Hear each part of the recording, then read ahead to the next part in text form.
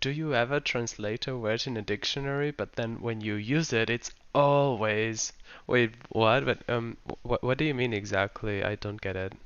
Yeah, no, but no, not in this context, no. Or you read the definition of a word and you feel more lost than at the beginning. This is probably because you're not using the right dictionary that's for you in your specific situation. In this video, I'm not promoting any particular dictionary. I am giving you a simple answer and a more complete answer to the question, what dictionary should I use to learn English? To begin with, I want to bring to the table a lovely phrasal verb that will help us today, and this is to look up, to look something up.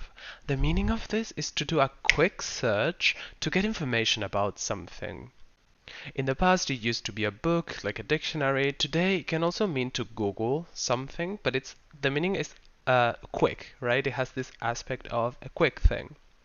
So you can look up the pronunciation of a word, the capital of a country, or you can also look up a recipe. I will give more examples along the video. So let's get started. The number one most commonly used translator is Google Translate, and that's cool. It has some really nice updates, and it works in many cases, but it's not particularly tailored for learners. So let me show you one dictionary that is perfect for learners of English, and it's British English, but it also shows American, and it's called the Cambridge Learners Dictionary. For me to show it to you, let me go to the computer. So here is the home screen of the dictionary. I want to show you how the whole thing works. The links are all in the description below, so don't worry about that, and stick with me. I'm gonna look something up, like to get over something, and to see what that gives us. First, we have a lovely option, so something or someone, which I already love. But what I love the most about this, we have the UK pronunciation, US pronunciation. You can listen to it. So far, so good. But I love that they give you the level. This is a B2 word. And this should be a criterion for you to decide, okay, should I worry about this word or not? If you are at an A2 level, you shouldn't worry about this. If you are attending B2 classes, C1 classes, this is a word you should totally get familiarized with. Let's look something different up. So I'm gonna look here on the tip of your tongue to see what they say about this. Oh, it was here. And okay, so it tells you that it's an idiom. It still gives you the meaning of it and an example, but you might be thinking, okay, but I want more examples. I want more examples in real life. Um, and I want to hear how it sounds. So the second link in the description is exactly what you're looking for. It's called Use English, and here you can type whatever you want, for example, on the tip of your tongue. And this website does a research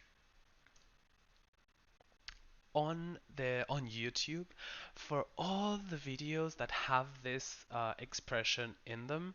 And what I love is that you can hear only that bit, and you have subtitles like captions here, right? So you can get to where the idiom, this particular idiom, is said. Probably comes now, and you can play on. Oh, there it was, and you can come on the following video, and you can see uh, how they use it in context. You might have come across some of these abbreviations and you think to yourself, okay, what do these mean? So these are a bit informal. You might find them on YouTube comments, Instagram posts, or other social media platforms. And I have one dictionary that helps you with these and other informal expressions, and it's really, really good. Let me show you.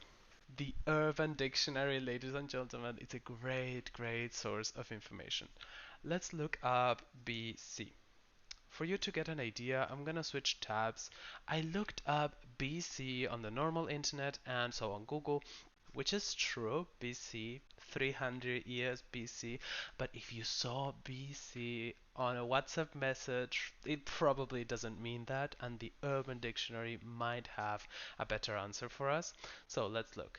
And it's the abbreviation for the word because. Interesting. At the beginning of the video, I mentioned that I wanted to keep it simple and give also a complete answer. So the simple answer is stick with Cambridge Learner's Dictionary. It's the first link in the description. Really, really good dictionary. It's also getting some really nice updates every now and then. So, yeah, I totally recommend that. They don't have an app yet, but hopefully they will soon. If you are writing an email and feel that your vocabulary is getting a bit repetitive, what you can do is look for synonyms or look for alternatives for certain terms, and this you can totally just Google. Let me show you the difference between Googling something and using the thesaurus.com website. What I prepared for this video is alternatives to thanks if I don't want to say thanks all the time, and I just Googled it. Alternatives to thanks. And here are some of the options, but as you can see, the first option is from thesaurus.com.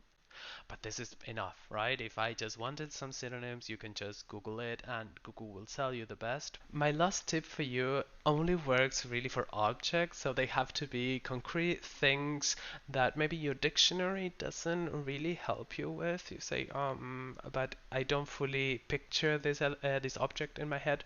So what you should do is Google it on Google Images. It works, right? So you should see the average object with all the results and see if this is exactly what you meant or vice versa. I hope I could help you with this, with all these tools, and that was it on my side. Uriel.